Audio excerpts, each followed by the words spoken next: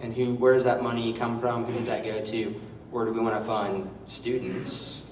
And then also, there are states like Utah that have passed laws, and granted, this is a school board, not a state legislature, but there's a thing, like in Utah, they passed it where the money follows the child to whatever class they take. So you could do 4 classes in a traditional school, 2 online, and 2 at a community college. And you'd be funded for 4 classes, 2 classes, and 2 classes.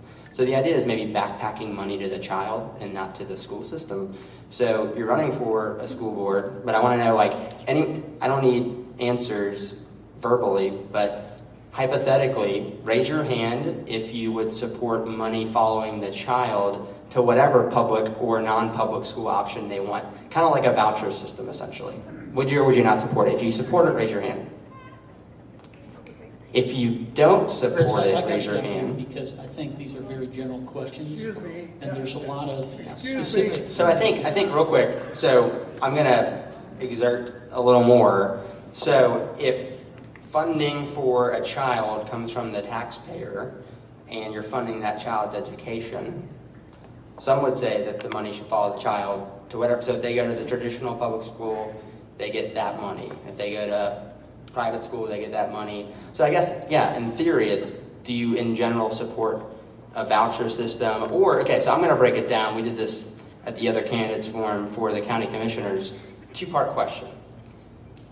Do you, or a 3-part question, because they hit me on this earlier. 1, do you in general support charter schools?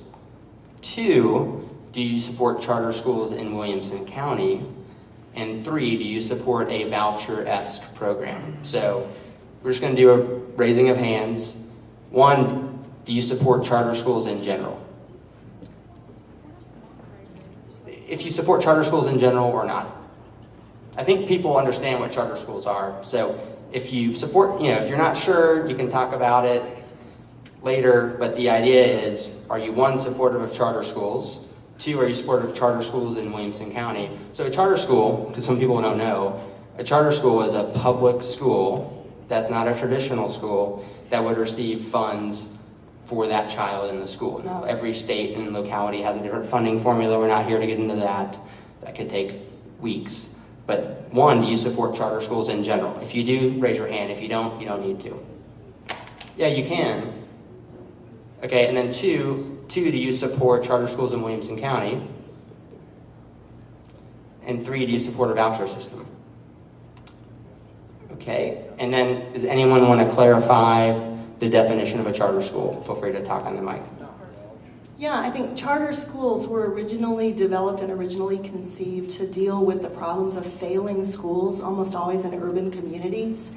And I think there have been some real successes by some charter schools in those situations. There have also been a lot of miserable charter school failures as well. Charter schools have proven to be very expensive in a lot of situations. And in Williamson County, we don't have any failing schools. So I don't see a need for charter schools in Williamson County at this time, although they might be used in other situations. Talking about piggybacking money onto the student rather than the school, and that's a very complicated issue that involves a lot of funding formulas. And what we have to be very careful about is a wholesale privatization of education that's going to decimate public schools.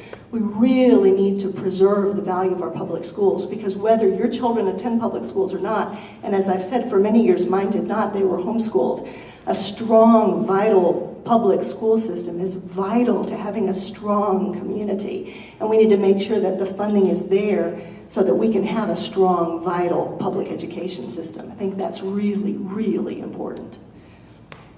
Anyone else want to weigh in on this? And then we'll get to the next question. Just to echo on that, at one point in time, charter schools did offer something unique and different from an educational experience. And just as Ms. Morris mentioned, typically those would be found in more urban areas, right, inner city type places.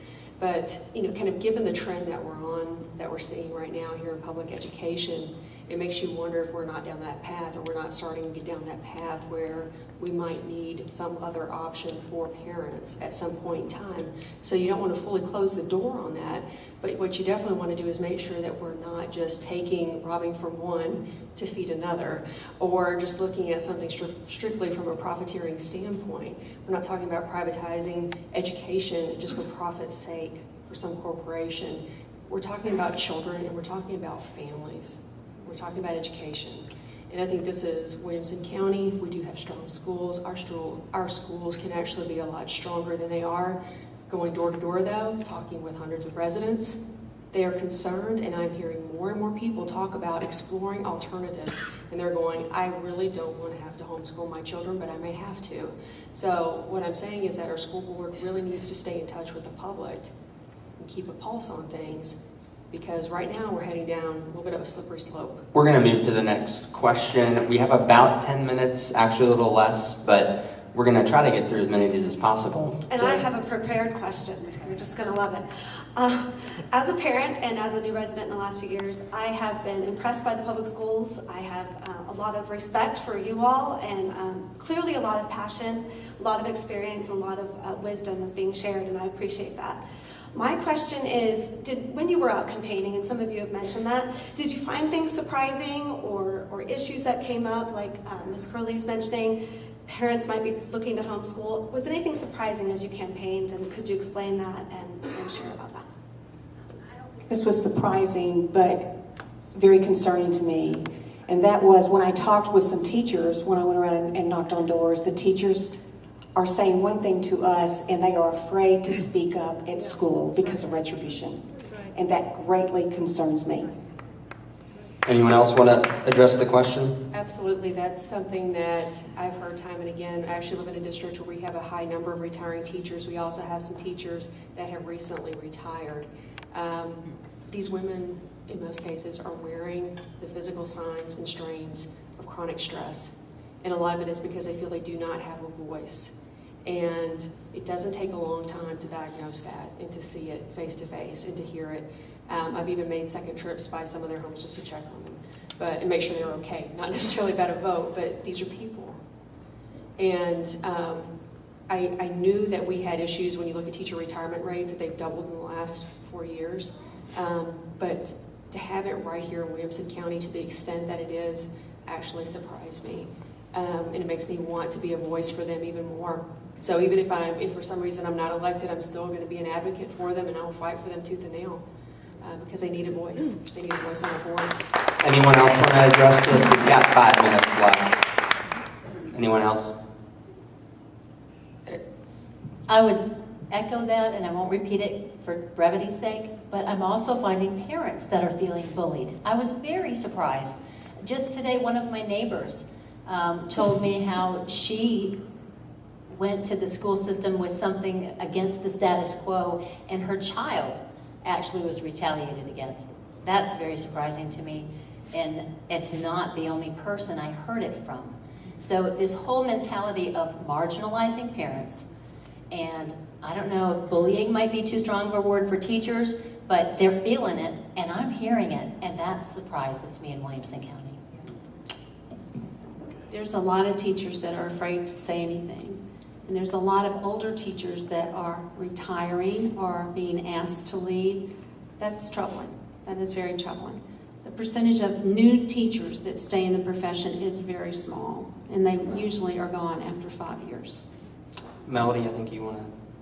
No, I sat at my dining room table the other night working on campaign stuff with a group of teachers, and we're discussing various things, and really appreciated hearing from them their heart for education. And I too feel strongly about being a voice for teachers. I think there are things that we can do to more effectively resource our teachers, to retain good teachers, and to make sure that there's an excellent and well-qualified and very prepared and very enthusiastic teacher in every classroom. And that's what I would really like to see happen. But you know what the most surprising thing has been to me? Is the number of people who say, you know, I follow national politics and, well, that, you know, and I listen to state politics and, you know, I just don't pay much attention to local politics, and I guess I should because that's where things affects me most.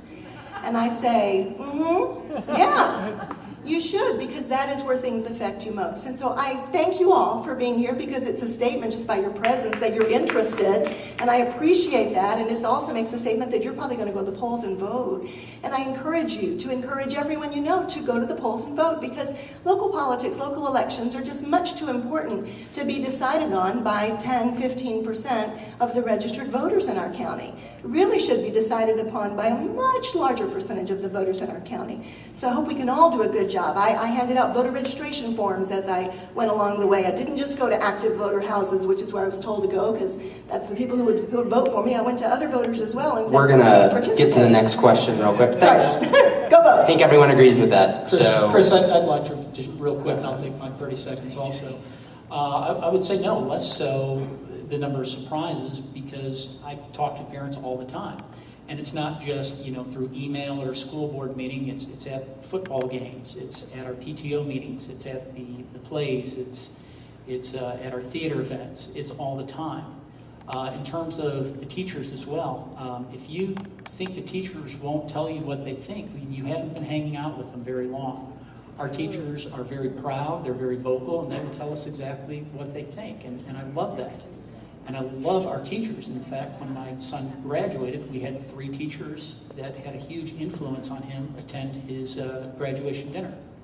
All right. So, sir, we're going to try to do 2 more questions. This might be the last one. Your name and your question, please. My name is Mike King. You can tell from my voice I'm from around here. Now, I don't know politics. I'm just a citizen. I own a business. I love my wife. I raised my kid. I'm happy to just give you the task. But something has changed in this nation. And what I keep hearing, I'm going to summarize it for you. I'm an engineer, and I work with engineers from all over the world. And I will tell you there's no such thing as almost the right answer in the engineers that we're competing with from Japan. It doesn't compute. If they try to add something, they don't get close to the right answer. It's either right or it's wrong. So when I was introduced to Common Core, my son would add to subtract. I'm like, what are you doing? What is that? And he would have little worksheets that come home with things about Islam and whatnot. And I would flip them over and I'd write questions that were more pertinent. Can you ask He the picked up. question? I'm not going to be bullied even by anybody. So my question is this. What are we going to do? We've heard it over and over again in this room. No one likes Common Core. But what you're hearing is there's nothing we can do about it. So these people are here saying, what can we do? So the question is to you, what are you going to do? Are you the people to do it?